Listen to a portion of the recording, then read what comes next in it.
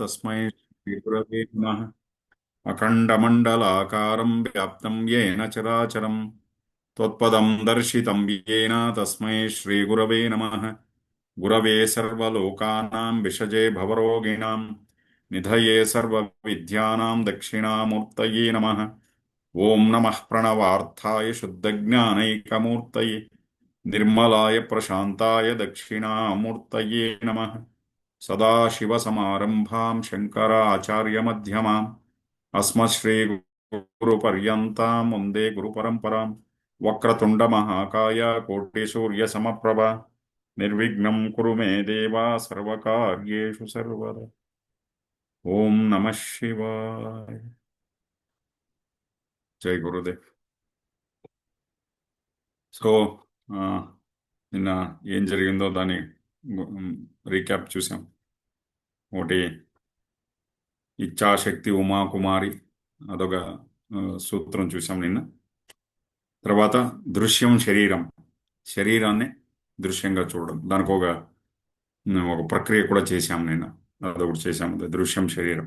అంటే ఈ శరీరాన్ని బయట అంతా దృశ్యమే, శరీరము దృశ్యమే, శ్వాస దృశ్యం. అలా మనల్ని మనం లోపలికి తీసుకుంటూ వెళ్తూ వెళ్తూ ఒక అన్ని దృశ్యమైతే ఎవరో దీన్ని ఒకరిని చూస్తున్నారు కదా, అదే ద్రష్ట. లోపల ఒక చైతన్య స్వరూపం, ఆత్మం, అది లోపల, అదే మనం. ఈ శరీరం మారిపోతుంది, ఈ మనసు మారిపోతుంది, అంతా మారిపోతుంది. ఆ లోపల ఉన్న చైతన్యం మాత్రం మామిడి పండు లోపల టెంకాయ ఎలా ఉందో అలా మన లోపల, మన శరీరం లోపల అది ఉంది. ఇంకా దీనికన్నా ఇంకా ఎటువంటి ఎగ్జాంపుల్ నాకు రాలేదు. ఓం నమ శివాయ.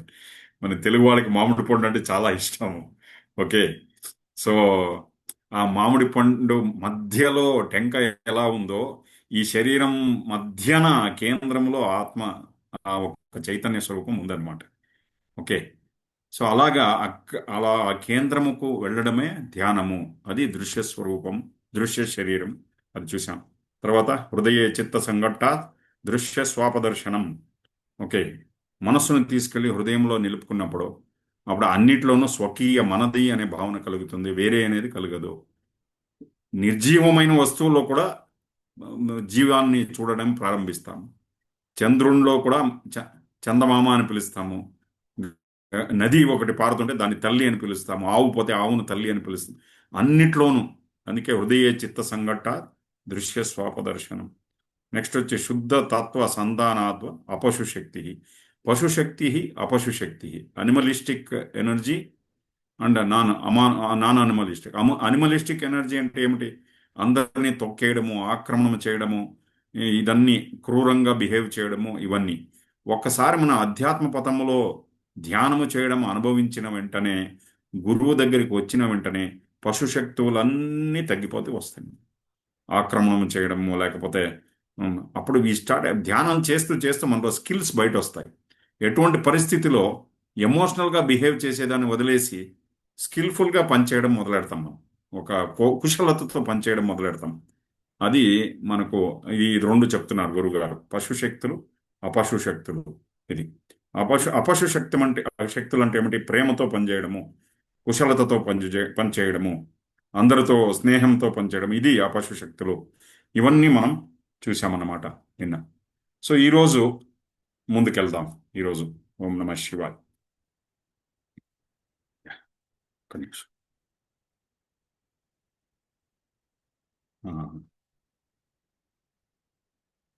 ఇప్పుడు మన మనస్సు దీన్ని గమనిస్తూ ఉంటే మనకి తెలిసేది ఒక విషయం. ఈ మనస్సు మంత్రము లాంటిది, మనస్సులో జరిగేటువంటిది. ఏదైనా ఒక విషయాన్ని పట్టుకుంటే మళ్ళీ మళ్ళీ మంత్రములాగా దాన్నే తిప్పుకుంటూ ఉంటాం లోపల. అంత ఈజీగా వదలదు అది. ఓకే. ఎలా కంటి లోపల ఒక ఇసుక, ఒక కణం పడిపోతే ఎలా ఉంటుందో ఆ పరిస్థితి, అలా మనసులో ఒక ఏదన్నా, ఒక ఎవరైనా ఏమన్నా అన్నారు అనుకోండి, దాన్నే మంత్రంలాగా చేసుకుని తిప్పుతూ ఉంటాం మనం. ఎవరన్నా 10 మంచి మాటలు చెప్తారు, దాన్ని వదిలేస్తాం మనం.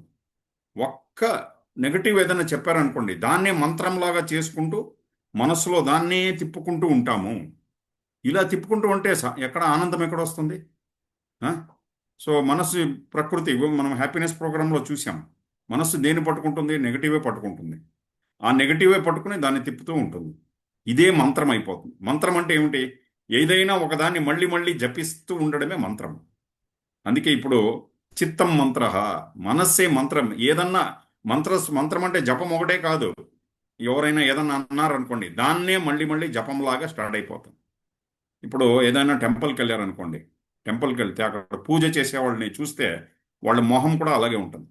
అమ్మవారి టెంపుల్లో పూజ చేసేవాళ్ళు చూడండి, ఆ మొహంలో ఏదో అమ్మవారి ఒక ఆ వైబ్రేషన్, ఆ మంత్రం మళ్ళీ మళ్ళీ జపం చేసి చేసి, ఈ శ్రీ విద్యోపాసకులు అంటూ ఉంటారు, వాళ్ళంతా ఉంటారు, శ్రీచక్రోపాసకులు చేసేవాళ్ళు అమ్మవారు, వాళ్ళ మొహంలో కూడా అలాగే ఉంది.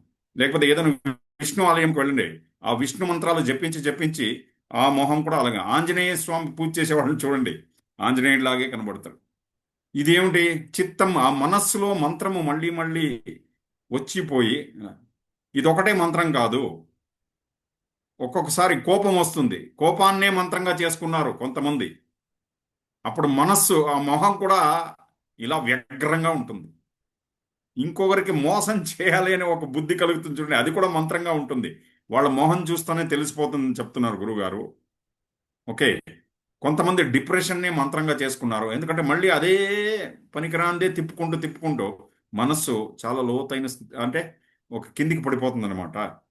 అందుకే ఒక కథ చెప్తున్నారు గురువుగారు. ఒక ముల్లా నస్రుద్దీన్ ఒక కథ. అతని భార్య కాఫీ ఇచ్చింది. కాఫీ ఇస్తే చాలా ఎక్కువ ఇచ్చింది అని గుణగడం మొదలెట్టాడు. సరే, ఎక్కువ ఇస్తే గొణుగుతాడు కదా అని తక్కువ ఇచ్చింది. తక్కువ ఎందుకు ఇచ్చావని గొణుగుతున్నాడు. మళ్ళీ పంచదార ఎక్కువ వేసావని గొణుగుతున్నాడు. తక్కువ వేస్తే దానికి కూడా గొణుగుతున్నాడు. ఎక్కువ వర్షం వస్తుందని దానికి కూడా గొణుగుతున్నాడు. వర్షం రాకపోతే దానికే గొణుగుతున్నాడు. ఎక్కువ పంట పండితే ఎందుకు ఎక్కువ పండింది అని ఏది అంటే గొణగటం అనేది లోపల ఏమి, దాన్ని ఒక మంత్రంలాగా చేసుకున్నాడు. సో దాన్ని మంత్రంలాగా చేసుకున్నాడు. అందుకే గురుగారు ఏం చెప్తారంటే ఇక్కడ నెక్స్ట్ సూత్రం చెప్తున్నారు, ఆనందంగా ఉండడాన్ని అభ్యాసంగా చేసుకో. ఆనందమయోభ్యాస.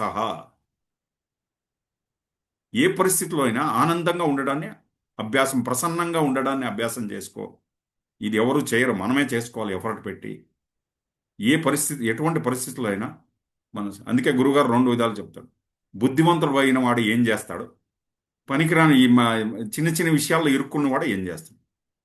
కావ్యములో ఉంటాడు, శాస్త్రము అధ్యయనం చేస్తాడు, కావ్య శాస్త్ర వినోదే, అందరినీ నవ్వించుకుంటూ వాడు.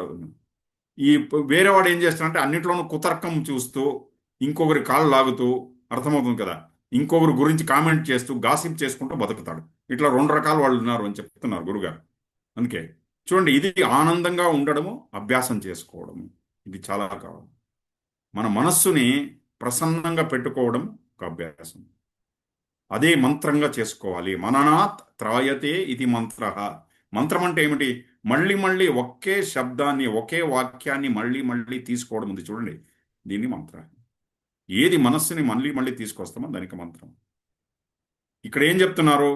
మనస్సు వేరే మంత్రం వేరే కాకూడదు, మనస్సే మంత్రమయం అయిపోవాలి. అర్థమవుతుంది కదా? మనస్సు వేరే మంత్రం వేరే కాకూడదు, మనస్సే మంత్రమయం అయిపోవాలి. అలాగా మంత్ర జపం చేయాలి మనస్సులో. కొంతమంది చూస్తాం, ఓం నమ శివ, ఓం నమ శివ, ఓం నమ శివ. దుకాణం తలుపులు తీసారా? ఆ, ఓం నమ శివ, ఓం నమ శివ. కుక్కర్ పెట్టాను పొయ్యి మీద, ఏమైంది? ఓం నమ శివ, ఓం నమ శివ. పిల్లలు వచ్చారా? అర్థమవుతుంది కదా? ఇలా ఒక 5-6 సార్లు ఓం నమ శివ చెప్పడం, మధ్యలో మళ్ళీ ప్రపంచంలోకి రావడం, లోపలికి వెళ్ళడం, బయట రావడం, ఇలా చేస్తే అది మంత్రం కాదు. ఒకవైపు మనస్సులో ఆలోచనలు పరిగెడుతూ ఉంటాయి, ఇంకొక వైపు మంత్రం కూడా పోతుంటుంది. ఇది మంత్రము కాదు, మనస్సే మంత్రమయమైపోవాలి. అందుకే చిత్తం మంత్ర. ఓకే, అప్పుడు మన మనస్సు చింతల నుంచి మనం చింతిస్తున్నాము, ఆ ఆలోచనల నుంచి బయటపడతాము. లేకపోతే ఏమవుతుంది, ఎంత జపం చేసినా ఎఫెక్ట్ ఉండదు. ఎందుకు? మంత్రంలో ఒక శక్తి ఉంది.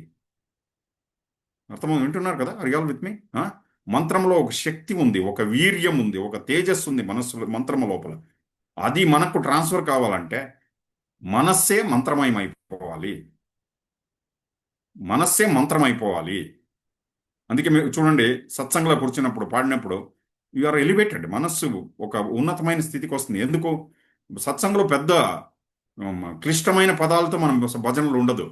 శివుడి పేరు వెనక ముందర అదే అదే తిప్పి తిప్పి చెప్తుంటాం, గోవిందుడి పేరు వెనక ముందర అదే తిప్పి తిప్పి చెప్తుంటాం, ఎందుకంటే ఆ వైబ్రేషన్ మన పైన పనిచేస్తుంటుంది.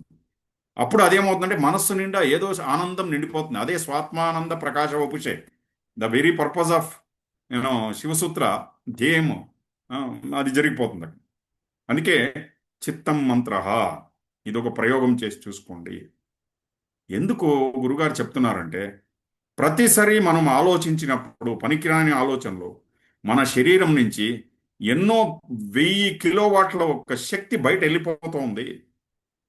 మనస్సు తక్కువగా అంచనా వేయకండి, మనస్సుకు ఉండేటువంటి శక్తిని. అర్థమవుతుంది కదా? ఎంత విద్యుత్ తరంగాల మాదిరి అది. ఇట్స్ లైక్ ఎలక్ట్రిక్ వైబ్రేషన్స్ మన లోపల ఉండేది. సో అందుకే ఎంత మన పనికిరాంతి ఆలోచిస్తాం అప్పుడేమవుతుందంటే మనలో ఉన్న శక్తి అంతా కోల్పోతాం. కోల్పోయి ఫుల్గా ఇలా ఏ నిశ్చేష్టితులై కూర్చుని వస్తాం మనం. చూడండి ఒక్కొక్కసారి. అందుకే గురుగారు చెప్తారు, నెగటివ్ ఎనర్జీ, నెగటివ్గా ఆలోచిస్తూ ఉంటే వీఆర్ లూజింగ్ అవర్ ఎనర్జీ. ఎంత సాధన, కొంతమంది 2 గంటలు 3 గంటల సేపు ధ్యానం చేస్తారు, సాధన చేస్తారు. అదంతా ఎక్కడ వ్యయం చేసి వేయిస్తారంటే ఏదైనా సేవ కోసం వేయించరు. దాన్ని ఏం చేస్తామంటే ఈ పనికిరాని ఆలోచనలో పెట్టి పెట్టి పెట్టి మనలో ఉన్న శక్తి అంతా బయట వెళ్ళిపోతుంది. ఓకే. తర్వాత 2 రకాల మంత్రాలు మనం మళ్ళీ మళ్ళీ తీసుకుంటాం. సార్ మాకెవరు ఉపదేశం చేయలేదే, ఇదేం కొత్తగా చెప్తున్నారు శాస్త్రి గారు అంటే, అవును, 2 రకాల మంత్రాలు మనం మళ్ళీ మళ్ళీ తీసుకుంటాం మనసులో. ఒకటి ఆర్ద్రం, ఇంకొకటి రౌద్రం. గురుగారు చెప్పు. ఆర్ద్రం అంటే ఏమిటి? దుఃఖం అనే మంత్రాన్ని మళ్ళీ మళ్ళీ జపిస్తూ ఉన్నాము. ఏదో దుఃఖం వచ్చింది, ఆ దుఃఖాన్నే మళ్ళీ అరిగిపోయిన క్యాసెట్ లాగా మళ్ళీ మళ్ళీ మళ్ళీ. ఇంతకుముందు గ్రామోఫోన్ ఉండేది తెలుసా? ఆ పిన్ స్ట్రక్ అయిపోతే, ఇప్పుడు చాలా మంది ఈ జనరేషన్ వాళ్ళు గ్రామోఫోన్ చూసున్నారో లేదో తెలియదు. ఆ గ్రామోఫోన్లో పిన్ స్ట్రక్ అయిపోతే ఆ పాట అదే వస్తూ ఉంటుంది.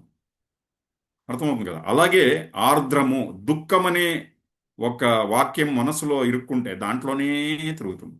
ఇంకోటి రౌద్రము, కోపము. కోపం కూడా ఒక మంత్రం లాగా చేసుకుని అది మనసులో తిరుగు, చిత్తమంతా దుఃఖంతో నిండిపోతుంది, లేకపోతే కోపంతో నిండిపోతుంది. అందుకే గురుగారు ఏం చెప్తున్నారంటే దీని నుంచి ఎరుకతో దీని నుంచి బయట రండి. ఓకే. మంత్రాన్ని ఎలా ఉపయోగించాలంటే చిత్తమే మంత్రం. ఓం నమ శివాయ జపం చేస్తే 100% అందుకే మంత్రానికి ముందు ధ్యానము చేయాలి, మంత్రము తర్వాత ధ్యానం చేయాలి. చక్రముల్లో కూడా మంత్రజపం చేస్తూ ఉంటే మూలాధారం నుంచి శక్తి అలా పైకి వచ్చి ఆజ్ఞ చక్రంలో నిలిచిపోతుంది. జపం చేస్తూ ఉంటే అక్కడొచ్చి ఆగుతుంది. అక్కడి నుంచి ముందుకు సహస్రారంలోకి వెళ్ళాలి ఆ శక్తి, అంటే ధ్యానం చేయాలి. లేకపోతే అందుకే ఎక్కువ జపం చేసేవాళ్ళు కోపం ఎక్కువ. ఎందుకంటే ఆ శక్తి వచ్చి ఆజ్ఞ చక్రంలో ఆగిపోయింది. ఆ శక్తిని మళ్ళీ తీసుకెళ్ళి మనం ధ్యానం చేసినప్పుడే అది వెళ్ళి ఆనందంలో కలుస్తుంది. లేకపోతే ఇక్కడ ఏమిటి? ఎరుక మరియు కోపము. సో అది. ఓకే, ఈ సూత్రం చెప్పింది. నెక్స్ట్ సూత్రం వచ్చి ప్రయత్న సాధక. సాధకుడు ఎలా అవుతాడు? ప్రయత్నిస్తేనే సాధకుడు అవుతాడు. ప్రయత్నించాలి మనం. ఆ? ఇది 100% పట్టుకోవాలి గట్టిగా అని చెప్తారు గురువుగారు. మన మనస్సు ఎప్పుడూ ప్రయత్నించాలని, అంతా ఈజీగా రావాలని కోరుకుంటుంది మన మనస్సు. చాలా వరకు మనకు సోమరిపోతులు అయిపోతాం. ఎవరు? ప్రాణాయామం నేర్చుకున్న వాళ్ళు కాదు, నేర్పించే వాళ్ళే సోమరిపోతులు అయిపోతారు ఒక్కొక్కసారి. ఓకే. సో ప్రాణాయామం నేర్చుకునేది అయిపోయింది, ఆలస్యం వచ్చేసి మనలో బద్ధకం వచ్చేసింది. గురుగారు అదే చెప్తున్నారు, ఒక్కొక్కసారి నేర్చుకున్న వాళ్ళే చెయ్యరు. యోగా అందరికీ నేర్పిస్తాము, మనం చెయ్యము. అలా కాకూడదు. ఓకే. అందుకే ప్రయత్న సాధక. చాలామంది వస్తారు, గురుగారు ధ్యానం ఎంతసేపు చేయాలి? ఒక పూట చేస్తే చాలదా? 2 పూట్లు చేయాలా? ఇలా క్వశ్చన్స్ ఉంటాయి. తర్వాత ఆ, కోర్సుకి రండి అంటే ఎన్ని రోజులు? 4 రోజుల? ఒక రోజులో నేర్పించరా? ఇలా క్వశ్చన్స్ మనము అడిగి ఉంటాం. ఇవన్నీ కోర్సుకు వచ్చే ముందు ఒక ఒక గంట సేపులో కదా, 20 నిమిషాల్లో నేర్పించరా? ఆ. తర్వాత ఎవరో మా అత్తగారు వస్తారండి ట్రైన్కి, వెళ్ళి తీసుకురావాలి, నాకు అంత టైం లేదు. టైం ఎవరికి లేదండి? ఎవరికి టైం? అందరికీ 24 గంటలే. ఎవరికి టైం ఉంది? ఒక బ్యాంకులో మేనేజర్కి 24 గంటలే.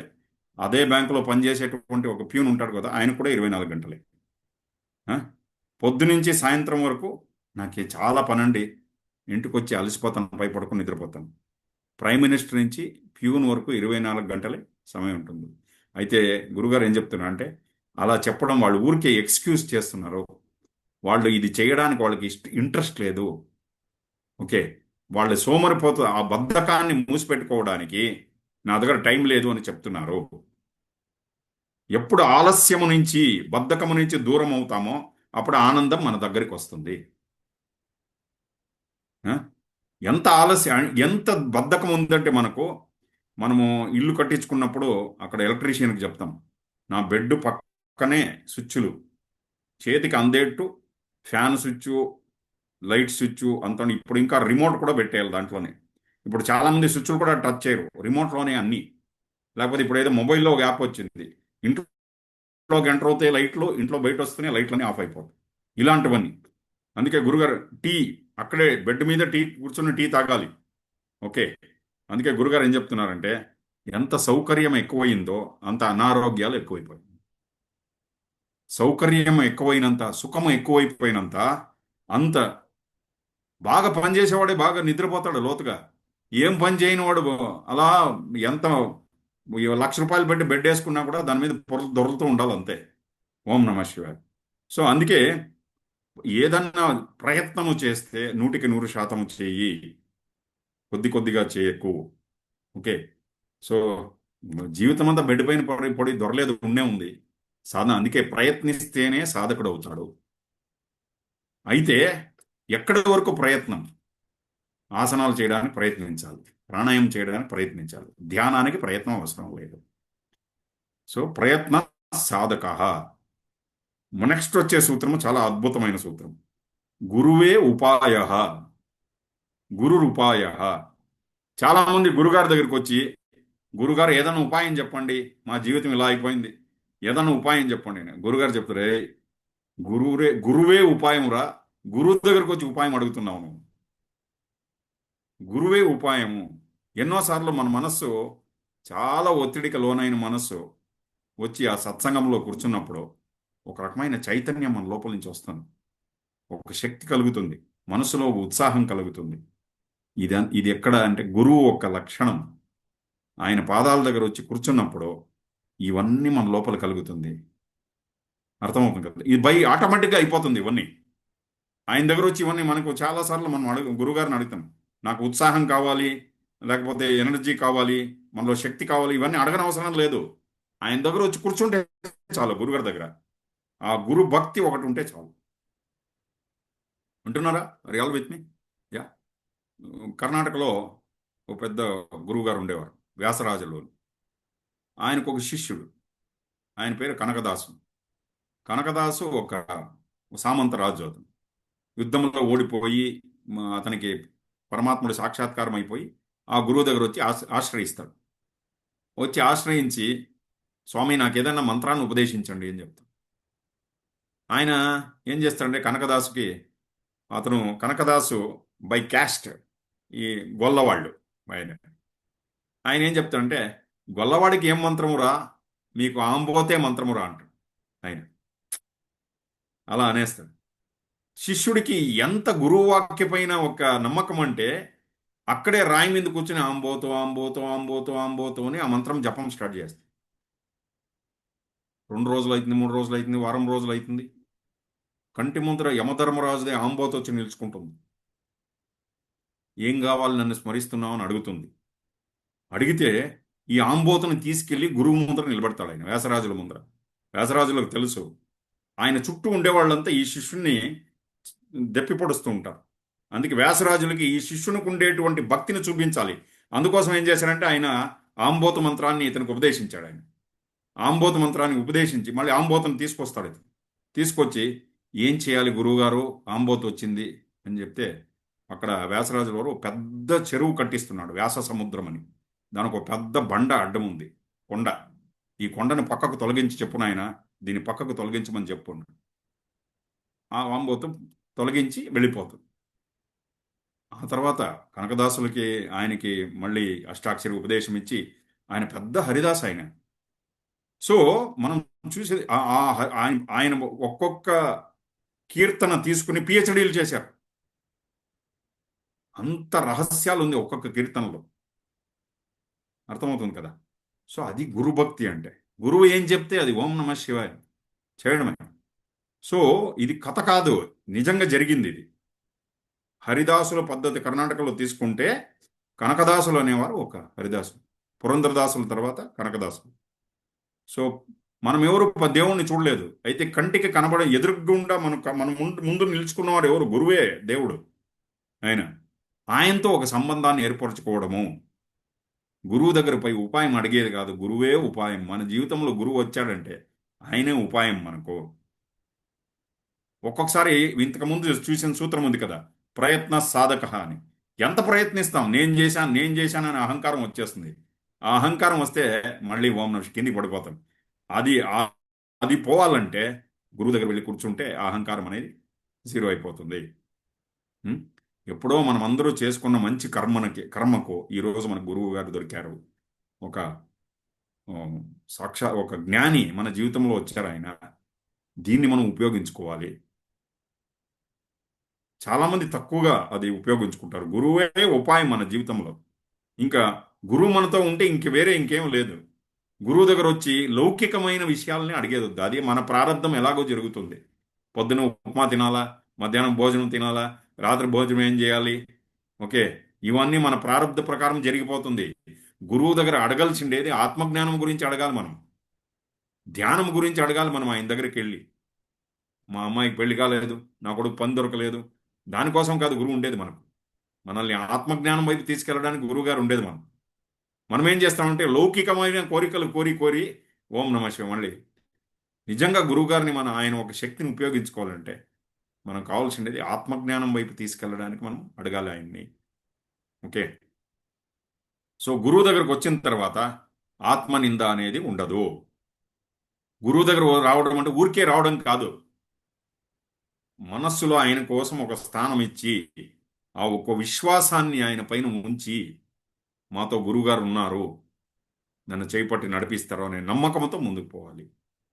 ఇది మనం మనసులో. అందుకే గురువు ఉపాయ, ఇదొక సూత్రం. గురువే ఉపాయం మన జీవితంలో. సో నెక్స్ట్ సూత్రం వచ్చి శరీరం హవిహి. ఏం శరీరం? ప్రతిరోజు జీవితం అనే ఒక యజ్ఞం జరుగుతోంది. ప్రతిరోజు శరీరము ఆయుస్సు అయిపోతుంది. అగ్నిలో ఒకరోజు అయిపోతే అది అగ్నిలో నెయ్యి వేసినట్టే, వెనక్కి రాదు అది. ఏ రోజుకి ఆ రోజు శరీరం, మన ఆయుస్సు అగ్ని జీవనం అనే ఒక అగ్నిలో ఆహుతి అయిపోతూ ఉంది ప్రతిరోజు. గురుగారు ఏం చెప్తారంటే, అందుకే నీ భూతకాలంలో ఎన్నో పనికిరానివి జరిగి ఉంటుంది, దానంతా సమర్పణ చేసి ఈ రోజు రాత్రి సమర్పణ చేసి రేపు పొద్దునే మళ్ళీ తీసుకునేది కాదు. ఒకసారి అగ్నిలోకి వేసిన తర్వాత బూడిదే మిగులుతుంది. మనం ఏం చేస్తామంటే మళ్ళీ దాన్ని తీసుకొచ్చి బుర్రలో పెట్టుకుంటాం. అర్థమవుతుంది కదా. అందుకే గురుగారు చెప్తూ ఒక్కసారి సమర్పణ చేస్తే అయిపోయింది అక్కడ. సమర్పణ చేసిన తర్వాత మార్పు లోపల. అర్థమవుతుంది కదా, అలా సమర్పణ. అందుకే ఇంకొక శివ భక్తురాలు ఒక ఆమె ఉంది, అక్క మహాదేవి అని. పేరు విన్నారా ఆమెది? అక్క మహాదేవి అని. శ్రీశైలం వెళితే ఆమె అక్కడ కదలీవనం అని ఉంది, అక్కడ పోయి తపస్సు చేసింది. శివుడే నా భర్త, నాకు ఏ వస్త్రాలు అవసరం లేదని తన జుట్టుతో శరీరాన్ని కప్పుకుంది ఆమె మహాతల్లి. పూర్తి తన జుట్టుతో ఆమె కప్పుకునే శివ యోగి, ఆమె యోగిని. ఆమె ఒక ఒక వచనం రాసింది శివుడి పైన. ఏమంటే, తను కరగదవరల్లి పుష్పవ నొల్లయ్యా నేను. అంటే శరీరం కరగలేదంటే వాళ్ళ దగ్గర నువ్వు పుష్పము స్వీకరించవు. ఏం సార్, శరీరం ఏం కర్పూరమా కరిగిపోవడానికి?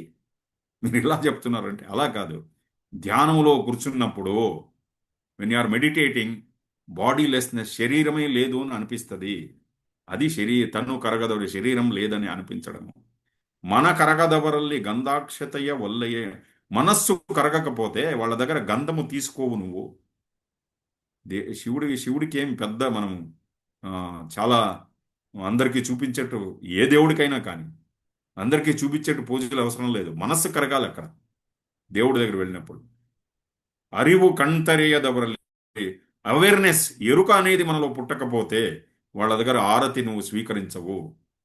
భావశుద్ధి లేకపోతే వాళ్ళ దగ్గర ధూపము స్వీకరించవు. ఒకరిలో మార్పు రాకపోతే వాళ్ళ దగ్గర నైవేద్యము స్వీకరించవు నువ్వు. హృదయ కమలము అలా వికసించకపోతే వాళ్ళతో నువ్వు ఉండవు. పూజ, నిజమైన పూజకు అర్థం చెప్తుందాము. ఇదన్నీ ఎక్కడ జరుగుతుందంటే లోతైన ధ్యానము, సమాధి అభ్యాసం, ప్రతిరోజు సాధన, తప్పకుండా సాధన చేసుకుంటూ పోతుంది. ఓకే. సో నెక్స్ట్ సూత్రం వచ్చి జ్ఞానం అన్నం. ఏం సార్, అన్నం శరీరానికి కదా, ఇదేం జ్ఞానం అన్నం అంటున్నారు, ఎక్కడ దొరుకుతుంది అది? ఏ దుకాణంలో దొరుకుతుంది? కాదు.